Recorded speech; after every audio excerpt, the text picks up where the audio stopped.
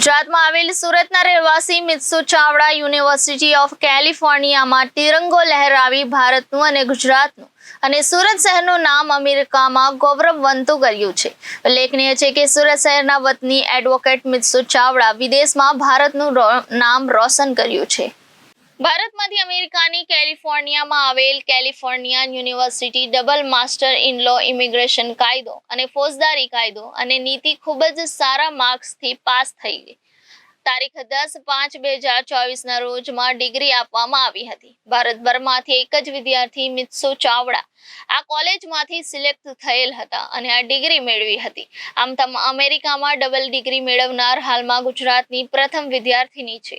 આ ડિગ્રી ગતરોજ આ મિત્સુ ચાવડાને અપાતા ટીવી પર સુરતની જનતાએ જોતા સુરતની જનતા ઉત્સાહમાં આવી ગયેલ અને સોશિયલ મીડિયામાં આ સમાચાર ફરતા થઈ ગયા હતા। Reporter Arvind Rathod, Janadesh news, Surat.